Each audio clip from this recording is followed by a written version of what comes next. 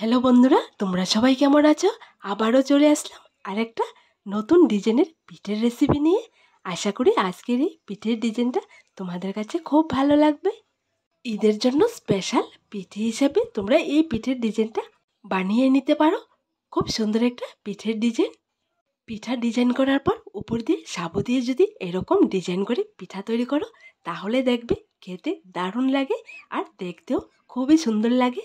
আজকে আমি তোমাদেরকে সামান্য আতপ চাল দিয়ে সুন্দর একটা পিঠের ডিজাইন দেখাবো।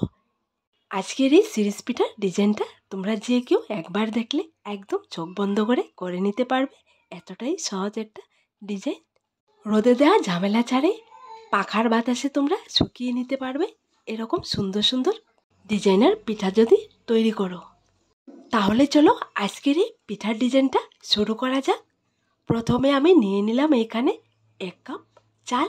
চালটাকে আমি আগে ভিজিয়ে রেখেছিলাম, প্রায় 1 ঘন্টার মতো ভিজিয়ে রেখেছিলাম।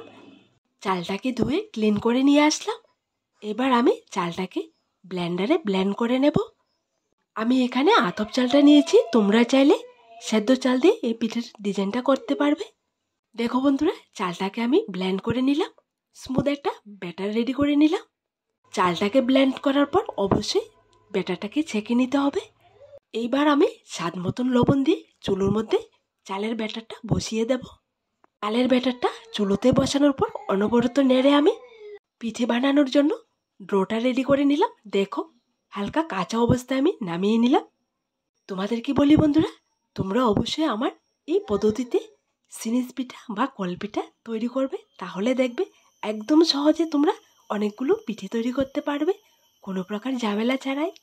দেখো বন্ধুরা, ডোটা হালকা ঠান্ডা করার পর আমি হাত দিয়ে ভালো করে মেখে তুলোর মতো করে নিচ্ছি, কারণ আমি যখন সিরিঞ্জ দিয়ে পিঠাটা রেডি করব একদম সহজে বের হয়ে আসে। তোমরা অবশ্যই হাত দিয়ে ভালো করে মাখিয়ে নেবে। এবার ডোটাকে আমি 2 ভাগ করে, এক ভাগে ইয়েলো কালার অ্যাড করে দিলাম আর এক ভাগ হোয়াইট রেখে দিলাম। পিঠে রেডি করার জন্য নিয়ে নিলাম একটা সিরিঞ্জের ভেতর আমি ডোটা ভরে নিচ্ছি। আজকের পিঠেগুলো আমি এক হাত দিয়ে ক্যামেরা ধরে আর এক হাতে বানিয়ে তোমাদেরকে দেখাবো, তাহলে তোমরা বুঝবে যে কতটা সহজে এরকম ড্র বানিয়ে সিরিঞ্জ পিঠা রেডি করা যায়। আমার রেসিপিগুলোর মধ্যে বেশির ক্ষেত্রে আমি এক হাত দিয়ে পিঠে তৈরি করে তোমাদেরকে দেখাই।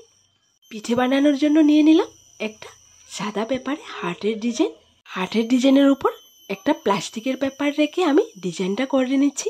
দেখো, সিম্পল একটা ডিজাইন, তোমরা একবার দেখলে করে নিতে পারবে। ভেতরের অংশটা প্রথমে আমি করে নিচ্ছি, এরপর বাইরে আরেকটা ডিজাইন করে নেব। তোমাদের কি বলি বন্ধুরা, অবশ্যই তোমরা সাদা পেপারে সুন্দর সুন্দর ডিজাইন এঁকে সিরিঞ্জ পিঠা তৈরি করবে, দেখবে পিঠে রেডি করে শুকানোর পর খুবই সুন্দর লাগে। পিঠার মাঝখানের ডিজাইনটা করা হয়ে গেছে, এবার সাইডের ডিজাইনটা আমি করে নিচ্ছি। আমি আমার মতো করে ডিজাইনটা করেছি, তোমরা চাইলে তোমাদের পছন্দ মতো যে কোনো ডিজাইন দিয়ে এই ডিজাইনটা করতে পারবে।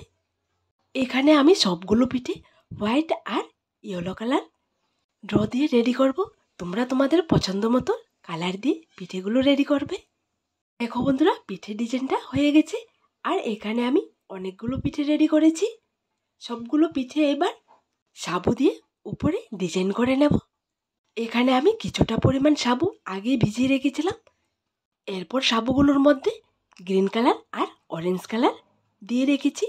এবার আমি ইয়েলো কালার পিঠেগুলোর উপর গ্রিন কালার সাবু দিয়ে ডিজাইন করব আর হোয়াইট কালার পিঠেগুলোর উপর অরেঞ্জ কালার সাবু দিয়ে ডিজাইন করব।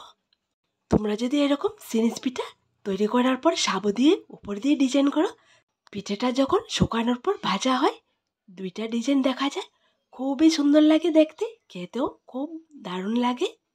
ইয়েলো কালারের পিঠেগুলোর উপর আমি গ্রিন কালার সাবু দিয়ে দেখো ডিজাইনটা করছি। তোমাদের কি বলি বন্ধুরা, যারা এখনও সাবু দিয়ে পিঠে ডিজাইন করোনি, তোমরা অবশ্যই একবার ট্রাই করে দেখবে। ইয়েলো কালারের পিঠাটা গ্রিন কালার সাবু দিয়ে করে নিলাম আর এখানে হোয়াইট কালার পিঠেগুলো আমি অরেঞ্জ কালার সাবু দিয়ে করে নিচ্ছি। কঠিন কঠিন পিঠের ডিজাইনগুলো আমি একদম সহজ করে তোমাদেরকে দেখিয়ে দিই, যাতে করে তোমরা একদম সহজে তৈরি করতে পারো। আমার দেওয়া সুন্দর সুন্দর ডিজাইনের পিঠেগুলো তোমরা স্পেশালি ঈদের জন্য বানিয়ে রাখতে পারো। দেখো বন্ধুরা, সবগুলো পিঠার উপর সাবু দিয়ে ডিজাইন করা হয়ে গেছে। সাবু দিয়ে ডিজাইন করার পর দেখো পিঠেগুলো দেখতে কতটা সুন্দর লাগছে। এইবার পিঠেগুলোকে স্টিম করতে হবে। এখানে পিঠেগুলো স্টিম করার জন্য আমি আগে থেকে চুলোর মধ্যে পানি বসিয়ে রেখেছি। পানিটা ফুটে গেছে। নিয়ে নিলাম একটা স্টিমারের ভেতর পিঠেগুলো সেট করে বসিয়ে দেব। আমি এখানে স্টিমার দিয়ে পিঠেগুলো স্টিম করব।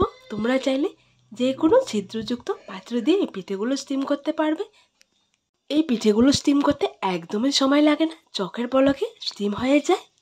স্টিমারের ভেতর পিঠে সেট করে বসিয়ে দিলাম। এবার উপর দিয়ে একটা ঢাকনা দিয়ে নামিয়ে নিলে পিঠেগুলো হয়ে যাবে। দেখো পিঠেগুলো হয়ে গেছে। এবার নামিয়ে নেব। ঠিক একই রকম করে আমি বাকি সবগুলো পিঠে স্টিম করে নামিয়ে নেব। সবগুলো পিঠে স্টিম করে পেপার থেকে ছাড়িয়ে রৌদ্রেতে শুকিয়ে নেব। এখানে আমি রৌদ্রেতে দিয়ে শুকাবো না, কারণ রৌদ্র একদমই নেই। ফ্যানের বাতাসে আমি এই পিঠেগুলো শুকিয়ে তোমাদেরকে দেখাবো। দেখো বন্ধুরা, এক এক করে আমি সবগুলো পিঠে স্টিম করে নামিয়ে নিলাম। দেখো পিঠেগুলো স্টিম করার পর কালারটা কতটা সুন্দর লাগছে। সবগুলো পিঠে পেপার থেকে ছাড়িয়ে শুকিয়ে নেব। তোমাদেরকে বলি বন্ধুরা, আজকের এই পিঠের ডিজাইনটা তোমাদের কাছে কেমন লাগলো ছোট্ট একটা কমেন্টে লিখে জানাবে। আর ঘরে থাকা সামান্য সাবু দিয়ে সাবুর পিঠে একবার ট্রাই করে দেখবে। দেখো বন্ধুরা, পিঠেগুলো শুকিয়ে নিলাম। এখানে আমি ফ্যানের বাতাসে পিঠেগুলো শুকিয়েছি। দেখো পিঠেগুলো শুকানোর পর কালারটা আরও সুন্দর লাগছে। এইবার তেলের উপর দিয়ে ভাজলে একদম ফুলকো ফুলকো হয়ে ফুলে উঠবে। আমার রেসিপিগুলো দেখে অনেক নতুন বন্ধুরা আমাকে সুন্দর সুন্দর কমেন্টে লিখে জানাও। আমার নতুন এবং পুরনো সকল বন্ধুদের জানে মন থেকে অনেক অনেক ভালোবাসা। সবাই এভাবে তোমরা আমার পাশে থেকো। যারা আমার রেসিপিগুলো দেখছো কিন্তু আমার চ্যানেলটাকে এখনও সাবস্ক্রাইব করোনি, প্লিজ আমার এই বন্ধুদের উদ্দেশ্য করে বলছি, প্লিজ তোমরা আমার চ্যানেলটাকে লাইক, শেয়ার এবং সাবস্ক্রাইব করে পাশে থাকা বেল বাটনটি অবশ্যই ক্লিক করে রাখবে, যাতে করে আমার দেওয়া নতুন নতুন রেসিপিগুলো সবার প্রথমে তোমাদের কাছে পৌঁছায়। আজ এখানে আবার দেখা হবে নতুন একটা রেসিপির সাথে। সবাই ভালো থেকো, সুস্থ থেকো।